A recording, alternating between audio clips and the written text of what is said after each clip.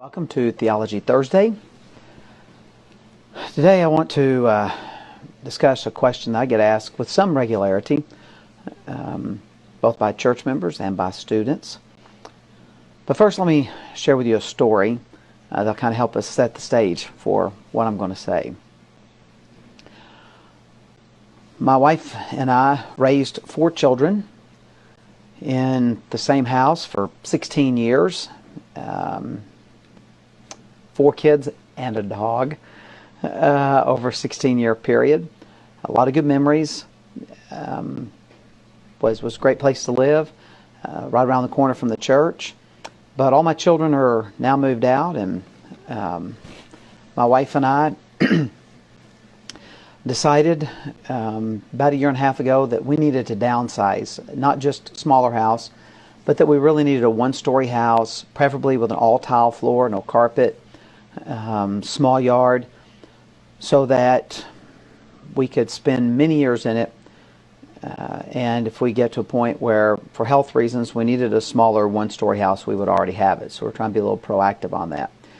So we started looking, found a house we absolutely fell in love with, and a little over a year ago, we purchased that home and sold our house that we had lived in and raised our children in. Our new house is about 18, 19 miles further from the church than our last house was. So we realized that we were going to be traveling more. My wife's going to have to travel a little further to her office when she works in her office.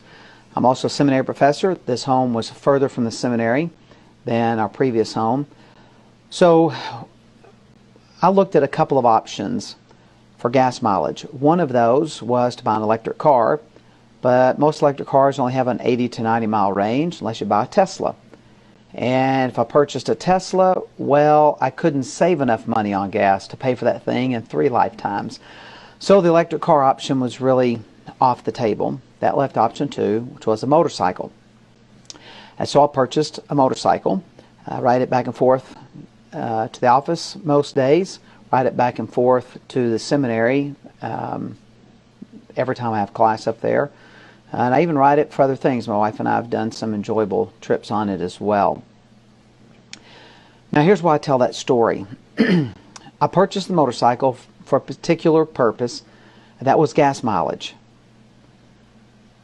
If I wanted to purchase a vehicle to go camping and off-roading and driving out into the desert and the backcountry, I wouldn't buy a motorcycle.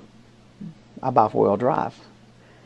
If, on the other hand, all of our children were still at home and young, I would buy a big van. As a matter of fact, for those of you who know me for a long time, remember I used to drive a giant red conversion van. And before that, I drove a big red Ford Aerostar. So for, I don't know, close to 20 years of my life, I suppose, I was driving a big van because we had 4 children at home, and so we needed that space. If you have 4 children, you don't buy a sports car and you don't buy a motorcycle. If I was towing an RV or a boat or something like that, I'd buy a pickup truck so I could tow it. If I wanted to drive really fast and something that performed and cornered well, I'd buy a sports car. Actually, the reality is I do like to drive fast. But what I want you to understand is that different vehicles have a different purpose. If someone says, well, what's the best vehicle to own? There's no one answer. The answer is, well, what do you want to do with it? There's a good vehicle for this function, gas mileage. There's also a good function for driving out and off-roading. There's also a good function for towing, and there's a good function for large families, and there's a good function if you want high performance. In other words, you know what you need, then you find the car that fits that need.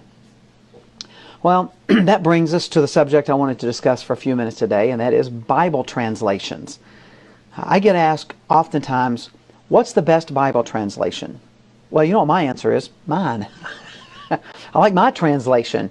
Unfortunately, I've not translated the whole Bible, a good deal of the Old Testament and some of the New Testament. But the reality is, when people ask that, they're not really asking what's the best translation. They're asking is, what's the best translation for what I want to do? Or sometimes say, what's the best Bible for what I want to do? Look, let's be honest. When my children were like 3, 4, 5, 6 years old, we didn't read like just long extended passages from the Bible.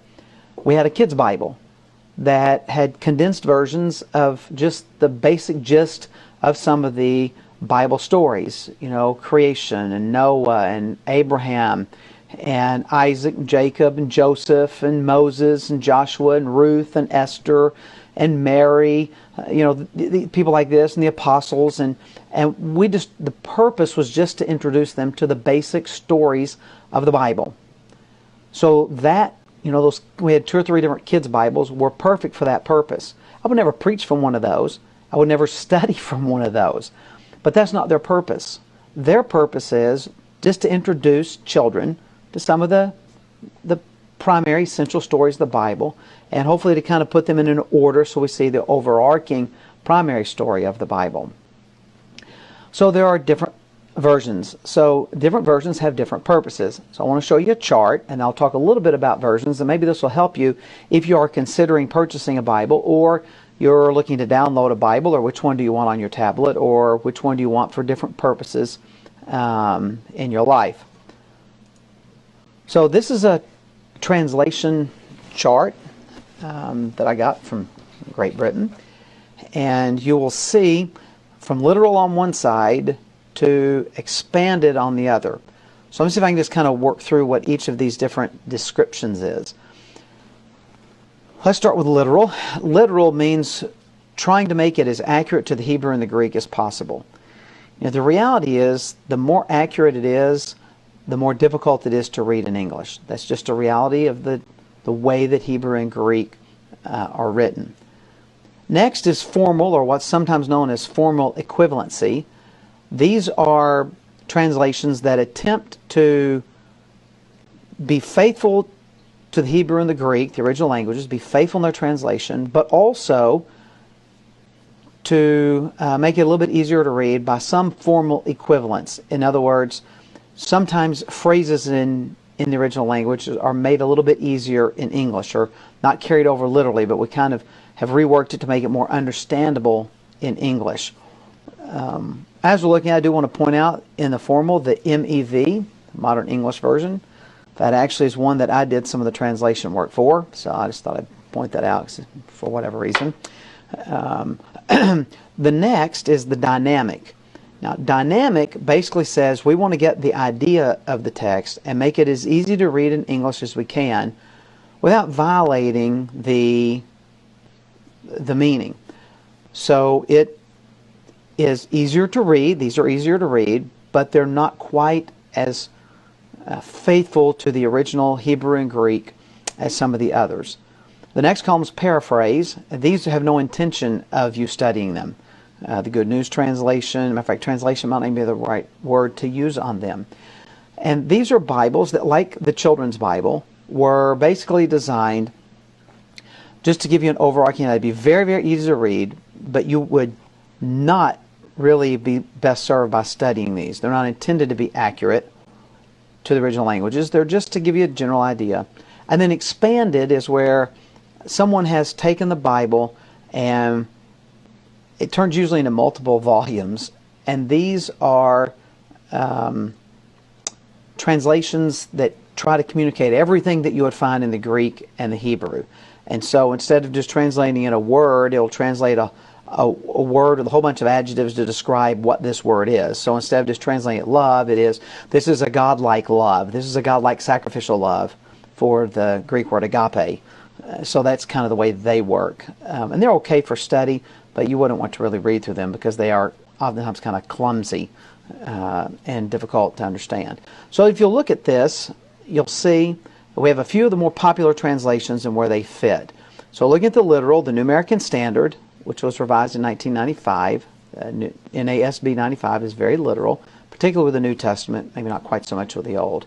Then in the formal, these are a couple of very popular ones, the King James Version, the New King James Version, and the English Standard Version, the ESV. And the ESV is actually what I preach from. It's the translation I study from. I really, really like it. It is a little bit easier to read than the New King James or the King James, but it is still pretty accurate to the original languages. Then somewhere between formal and dynamic, we have the Holman Christian Standard Bible, HCSB. That was actually produced by Southern Baptists, so the joke is it's the hardcore Southern Baptist version. That's what HCSB stands for. Last year it was reduced to just the Christian Standard Bible. Then you'll see over between dynamic and paraphrase the NIV 11. The New International Version was revised in 1911, or excuse me, in 2011. So these are much easier to read. The NIV is the most popular selling Bible on the planet because it is easy to read, but it takes a lot of liberties and is not that accurate. So here's what I would say. If you want to study New King James, ESV, New American Standard, even the Christian Standard Version, those are all pretty good. I wouldn't study from certainly the Message or the Good News Bible or even the New Living Translation. I wouldn't study from the NIV either. But I've read through all of those. I read through the Bible 3 times a year, so I'll pick a different translation each time. And these are great just for reading, getting the good idea of the Bible story and kind of how it fits together. So each of these Bibles has its purpose. And I guess what I'm trying to get across is don't think, well, what's the best Bibles? What do I want to do? Maybe you need to just go to a website that has several of them and kind of say, all right, I'm going to use this one if I just want to read the Bible.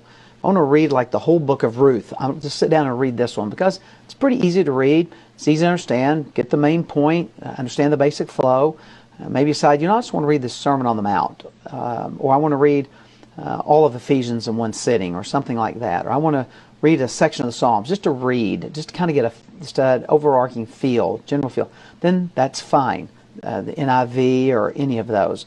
If you want to do more serious study, I would stick with, again, the New American Standard or the English Standard Version or the New King James. Those all work really, really well for that. Now, for those of you who still are a wee bit confused on these translations and how to understand them, let me give you another chart that I think might help you. This is the Star Wars chart.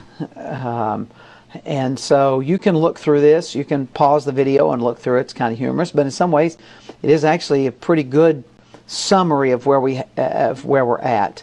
I love the bottom one, Hebrew and Greek. Unless you can read Greek and Hebrew, it's like listening to Chewbacca. But the rest of them, this basically is sort of from more literal and moving down. The message is dropped in there because it is difficult, kind of odd as well. But maybe it'll help you. So I hope this helps. I know a lot of people want to know what Bible. A lot of people want to choose the ESV at our church because that's what I preach from. But in a day where there's so many electronic Bibles, on my tablet I've got several different translations that I can use. And so I know that's really easy for you to get different translations now instead of having to actually go out and purchase a printed Bible. But just think, they do have a different purpose. So what am I wanting? Maybe you want 2 or 3 of those Bibles you download, and one's the one that you do your serious Bible study in. But the other one's one you just like to read. And I would encourage, if you have small children, don't start off reading the ESV to them from Leviticus. Go buy a good children's Bible. It'll meet its purpose. There's nothing wrong with it. It's very good in teaching your children the basics of the Bible. But someday, you want to move them on to the actual Bible. And so there's a place for each of those. So hopefully this will help over what for many people can be overwhelming and confusing when you start looking at all the various Bible translations that are out there. And all of them are going to claim to be literal and easy to read because they want to sell them. But the more literal it is, the more difficult it is to read. And the easier it is to read, usually, the less literal it is. So try to find one that strikes a balance for study. Find something very easy to read if you just want to read the Bible. And again, things like the Kids Bible, their one-year Bible, where they've rearranged the Bible to kind of fit chronologically. Lots of those things are great and fine and good for you. So it's just like buying a vehicle. What's the purpose? Now what's the vehicle that fits? What's the purpose? What's the translation that fits? So I hope this will help you as you think about not just the Bible that you have, but maybe the Bibles, plural, that you have. Now each of them can have a different function in your life. God bless you. Hope you have a great day.